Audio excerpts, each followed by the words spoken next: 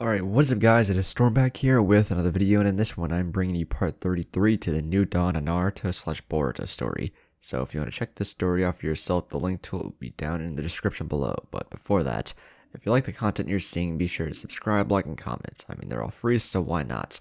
If you want some dope channel merch, link to that will be down in the description below. And if you want to see more of me, be sure to go check out my other channels and go follow me on Twitter, Instagram, and TikTok, which will all be linked down below.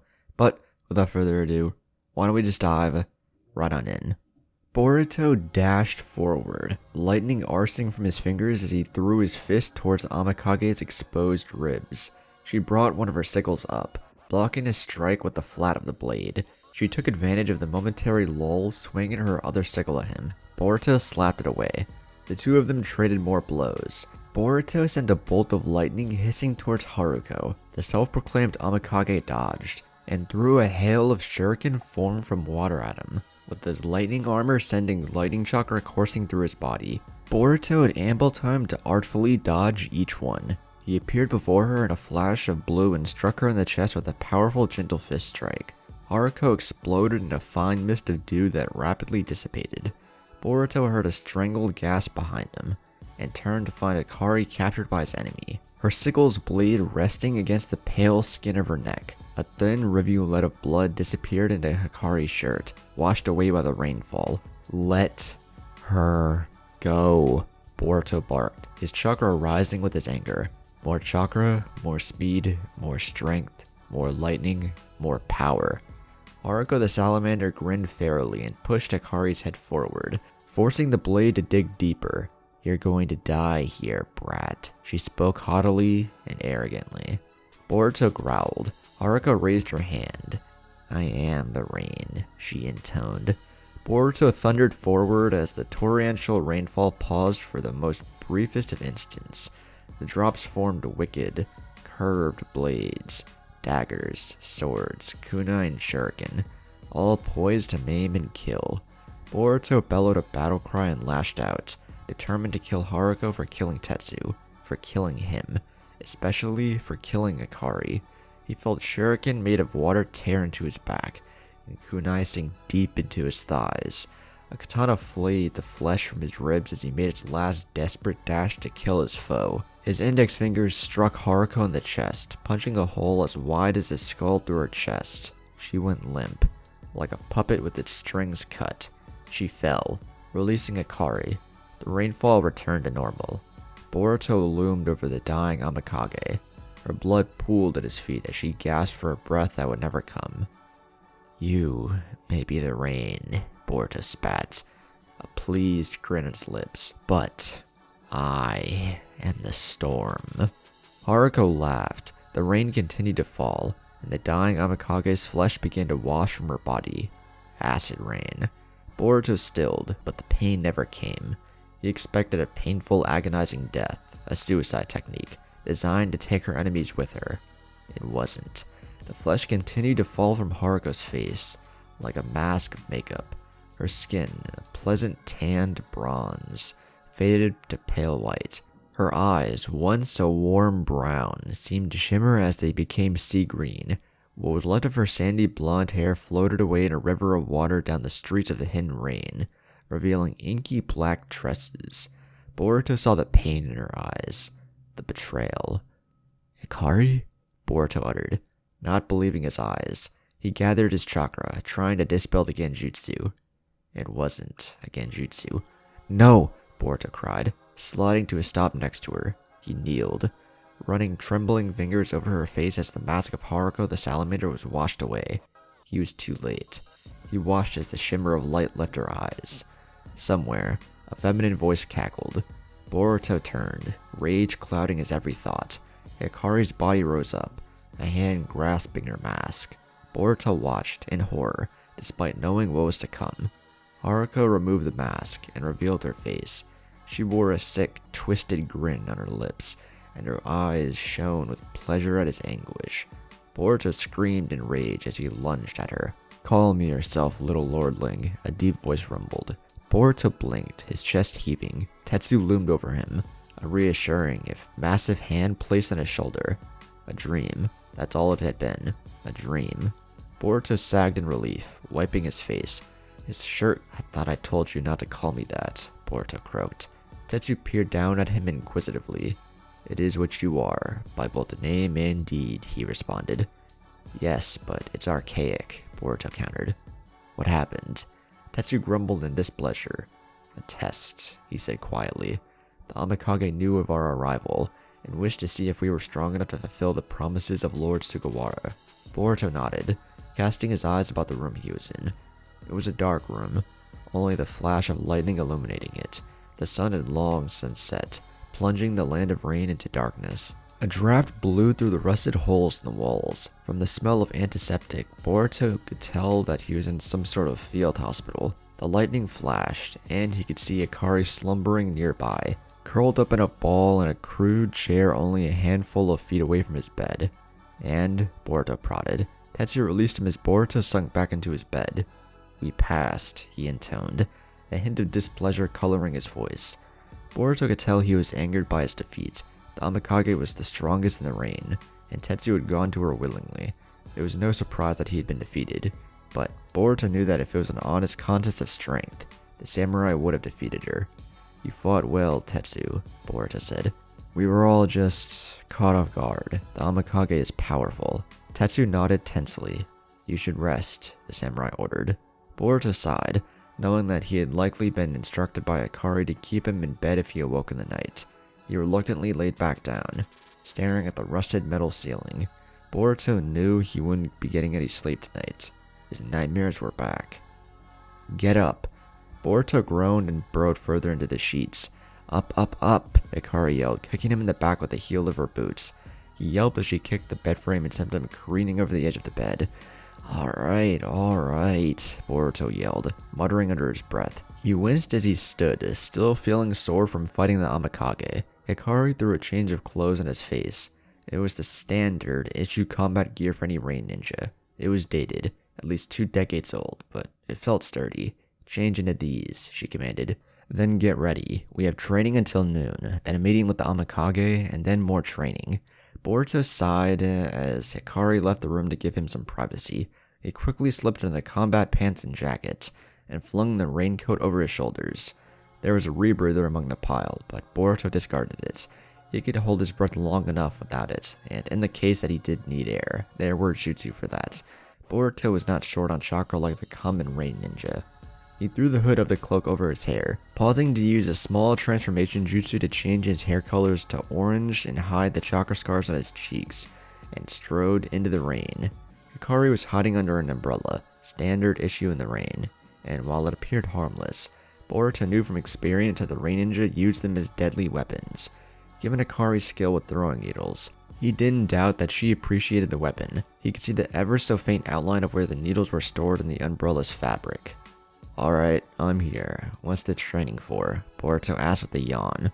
Hikari stalked off, giving him a vague follow me gesture. He followed her through the rusted, towering structures of metal that made up the outer cityscape. Eventually, the two of them came to a small garden of what would have been former noble's estate. Boruto used the term garden loosely. It was little more than a handful of dead, drowned willow trees, and gnarly sweet roots that the people of the Land of Rain used to make their tea. You'll be completing your training Eiji began, Hikari explained. He didn't have time to teach you the defensive aspect of the lightning armor before he died. Whilst I may not be able to use the technique, I'm more than well versed in its application. I'm going to train you until you fully master the technique, or you die. Do I make myself clear? Crystal, Boruto replied. Hikari nodded, and withdrew a single needle. She hurled it at a nearby tree. Boruto watched as it sunk into the tree's trunk.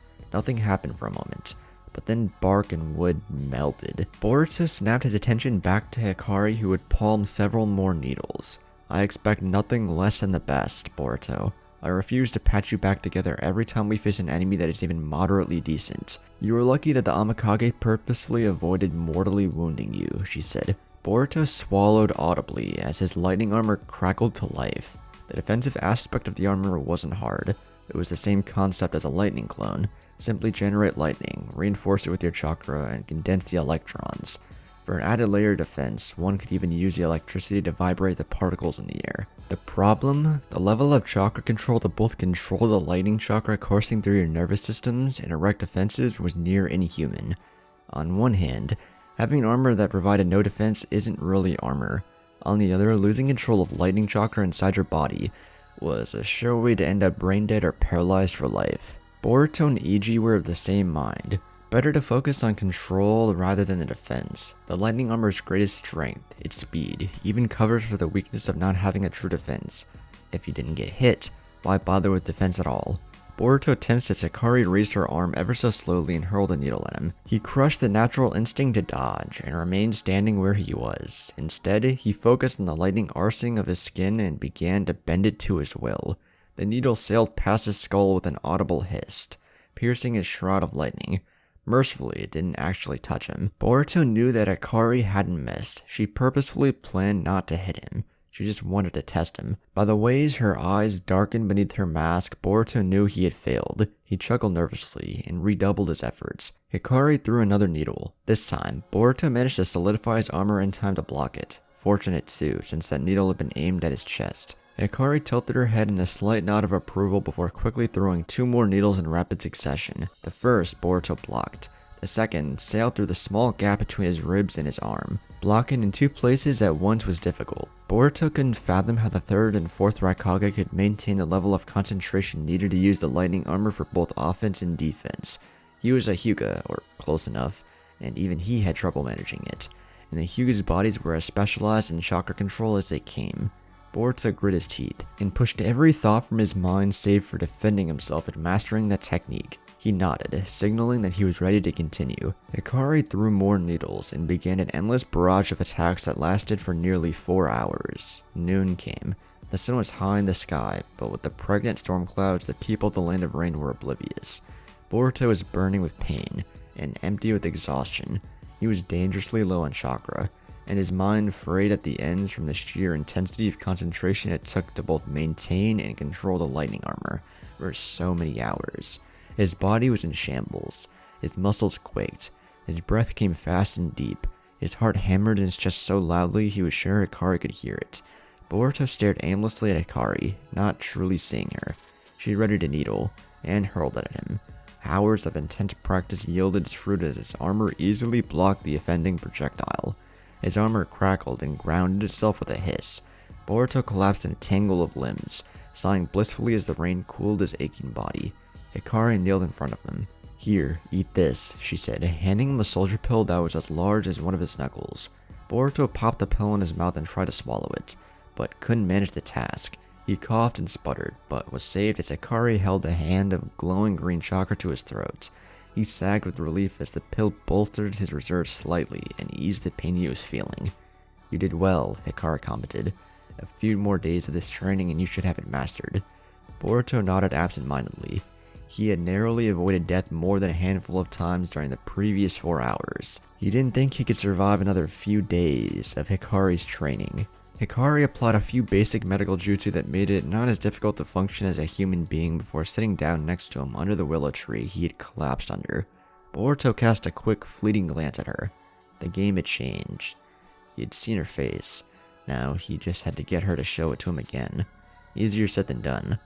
"So," Boruto said, his voice cracking from exhaustion. He cleared his throat with a sharp cough. "Lunch?" Boruto held his breath as Hikari turned her head to peer at him. The gambit was this: people eat food. Hikari's a person. Hikari never eats with others because she doesn't show her face. He had seen her face already. Therefore, Boruto reasoned, he could invite Hikari to a private lunch where she wouldn't have to wear her mask because he had already seen her face. Then say to Six Paths willingly. He could maybe broach the subject of what happened the night he had his nightmare. There was a slight hesitation, a pregnant pause between question and answer, and for that one moment Boruto thought his master plan would succeed. "We have a meeting, remember?" Hikari pointed out. The Amakage would not take well to her absence. Boruto was simply too tired to pout over the indirect rejection, but he was nothing if not determined. The Amakage couldn't schedule a meeting every afternoon. With a sigh, Boruto stood. "Lead the way, O glorious leader," he huffed. It was amazing how difficult walking was when you were about to fall into a coma from chakra exhaustion. In war, the single largest killer of ninja was not other ninja. It was chakra exhaustion. Boruto remembered plenty of tales old veterans told. A ninja would duel to the death with his foe, emerge victorious, only to fall dead afterwards due to exhaustion, or worse, be captured by enemy forces and subjugated to torture. Hikari led him faithfully through the pouring rain. Their path led through a neighborhood in the old city that was marginally habitable. There were only 3 buildings standing, a field hospital, a weapons depot, and a crude barracks. Their destination was a small opening gouged through the street. It opened into an expansive network of underground tunnels that had been shorn through steel by powerful jets of water jutsu. Where they used the old sewers. The Uzumaki ran a fortress. What few buildings they had were the ones they were forced to have. Otherwise, she would have kept her entire operation underground. No one would ever find them. Their meeting location was nothing more than an old abandoned way station. It was practically archaic in both design and function.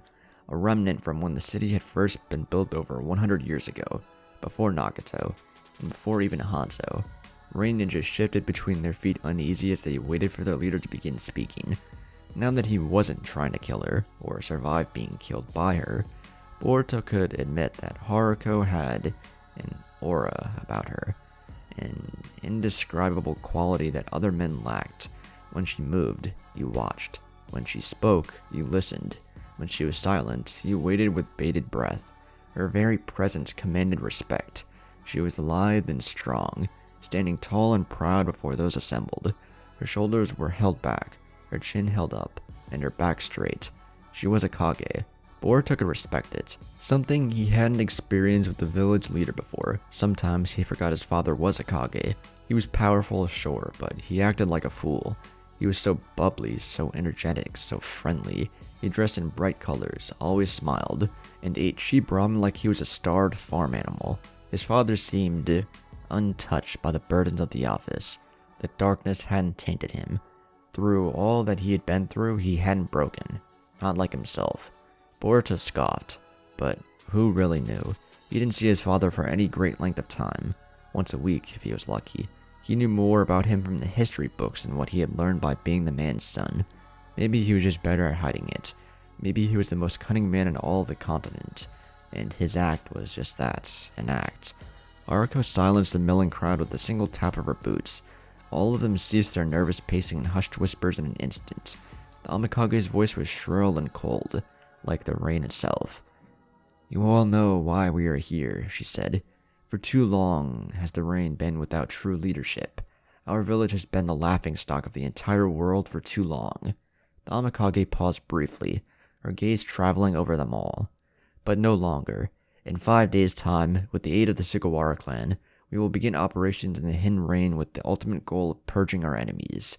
Once they are defeated, we move abroad. The nobility has been warring for too long. The common people suffer under their reign of terror. We will put them down like the rabid dogs they are, and install the lord of the Sugawara clan as our new reign lord," Haruko declared. "Together," she said, pausing, "we can rebuild our homeland. Prepare for war." "Yes, sir," the assembly echoed with stiff salutes. Boruto swallowed nervously. He didn't think he was prepared for another war. The days passed quickly, like the great calm before the storm. The Hidden Rain grew quiet and solemn. The whole city could feel the drums of war beating. The very steel the city was built upon vibrated with each mighty beat. Boruto spent his last days of peace training until his body physically couldn't. Hikari was ruthless in her tutelage. She was determined to get him to fully master his lightning armor. Boruto improved by leaps and bounds under the threats of her needles, and more importantly, her approval. He took pride in managing to meet her strict standards, and in the back of his mind, Boruto prayed it endeared him to her just a little more. He could feel his control over his armor growing with each passing training session. He could control the armor better, using it for both offense and defense. He could feel his stamina growing. The duration he could wield the technique grew with each session. He could hold the first form for hours on end. Boruto was 15, nearly 16, and his chakra reserves would continue to grow for, at most, another 4 to 5 years. In that time, he planned to train himself into the League of an S-class ninja, even if it nearly killed him. Mastering the lightning armor was the first step of many to come. "Are you ready, Boruto?" Tetsu asked. Boruto nodded, lowering his center of gravity by bending his knees. He shifted his focus from the scarred training grounds to his armor and went through the familiar steps. Hikari had driven them into his mind. He could repeat them in his sleep. In fact, Boruto thought he probably did. Tetsu's grip on his katana tightened. A thin sheen of chakra coated the blade, honing it to an edge that no steel could ever hope to match. Boruto watched as the mountain of a man raised his arms above his head, holding his sword high. With lightning chakra coursing through his nervous system, he could see the way Tetsu's fingers curled around the hilt, the way the man's muscles and his arms flexed as he began to bring the sword down. The air hissed a long, shrill note. Boruto grit his teeth as the sword disappeared from even his preternatural vision. The next thing you know, Tetsu's katana was resting between the crook of his neck and shoulder. The metal beneath his feet groaned under the strain. Lightning arched from his boots along the floor, but the armor held. Hikari clapped from where she sat, observing them with a strange intensity. "You're ready," she said, rising to her feet. "Get some rest. Tomorrow is the day we help bring peace to the reign." Boruto couldn't help the grin that he wore. He tried to fight it, he really did, but his cheeks felt like they were being torn off from the strain, so he just grinned like the happy fool he was. He'd earned the Hikari stamp of approval. Not many could claim that.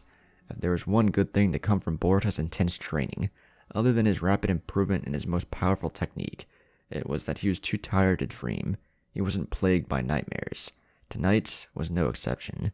The following morning, the entire camp was awake and alert before the sun had even rose. Men and women were armed and armored and wore grave and sullen expressions. The air was stagnant, and the city was as quiet as the grave. The only noise were the sounds of the crows squawking above, waiting for the carry-on. Boruto could feel anxiety claw at his stomach. He quickly made his way to the rendezvous point his team had been assigned, an old diner, long since abandoned, near one of the roads that had led to the heart of the city. There, he found Tetsu kneeling before his sword as he polished and sharpened it. The sound of whetstone grinding against steel set Boruto's nerves on edge. Hikari was going through the pouches she carried, ensuring she had easy and quick access to her needles. A handful of veteran rain ninja were there too. Some were assigned to his team, some were given other tasks. A few of them gave him nods of respect, a few ignored him entirely. Boruto smirked. The older soldiers didn't respect him, the younger ones were fascinated by him. Boruto gave Hikari and Tetsu a whispered greeting before taking a seat next to them. He rested his arms on his knees, methodically cracking each knuckle as his thoughts turned inward and toward the battle to come. Boruto knew that this battle would be recorded in history, regardless of the outcome. The land of rain would be united today. A nervous cough drew his attention. A team of 3 younger rain ninjas stood before him. A girl, perhaps no older than he was, flashed him a nervous smile. She was flanked by 2 boys. One was thin and lean, who wore large round glasses. The other was muscled and carried 2 umbrellas on his back that were nearly as tall as he was. "Hello," the girl whispered, so quiet Boruto almost couldn't hear her. He was thankful she had the decency to remain quiet. Their enemies would hear them if she spoke too loudly. "Hello," Boruto responded. "I'm Emiko," she greeted, bowing slightly. "This is Hajime," she gestured to the tall boy with the umbrellas, and Hideki, she gestured to the bespectacled boy. "Nagato," Boruto introduced himself. He had so far managed to keep his identity hidden. He planned on keeping it that way. "Tetsu," Boruto said, gesturing to the kneeling stoic samurai. "And Hikari." The girl nodded and smiled happily. "I know," she said. "The Amakage instructed us to assist you in the battle. We're some of the best of the new generation. Hajime is skilled with his umbrellas, Hideki is a talented medic, and I'm a censor." Boruto didn't think that he or Hikari and Tetsu needed any help. In fact, the team in front of him would probably just get in the way, or get themselves killed. "It's an honor to meet you," Emiko said, a slight blush coloring his cheeks. "Why?" Boruto asked. He was confused. He hadn't done anything worthy of admiration since joining Haruko's faction. "There have been rumors," the girl explained. "The others say that you're the one who broke the siege of Fort Sugawara. Everyone thinks you'll be the weapon that tips the scales in our favor." Boruto glanced at the others in the small diner. They stood together, talking in hushed whispers. But Boruto caught a fleeting glance here and there. They were watching him and Hikari and Tetsu. "It wasn't just me," Boruto said quietly. "Hikari and Tetsu were there too. We wouldn't have won without them." "Of course," Emiko said, not even glancing at either of his friends. Hikari cleared her throat. "Quiet," she commanded coldly. Boruto obeyed, watching as she gave Emiko and her team a withering glare that sent them scurrying to their own seats to await the signal. He was tempted to laugh as Hikari kept them there with a frigid stare. They waited. Boruto had come to realize that there was a lot of waiting in war. Hurry up and wait, as the veterans liked to joke, always in a rush to complete tasks so that you could stew in fear and anxiety, waiting for the bloodshed to begin. Boruto glanced out his window. A flare rocketed into the sky and burst into a cloud of red lights. Somewhere, an explosion rang through the city. The war had begun. Sarada threw a fist forward, smirking as her arm moved faster than most humans could follow. She brought her leg down in an axe kick that sundered stone. She weaved hand seals and spat a blast of fire that seared and scorched rock. She turned, already throwing a mighty punch at whoever had just snuck up on her and disturbed her training. It was Shikade. We found him, he gasped, out of breath.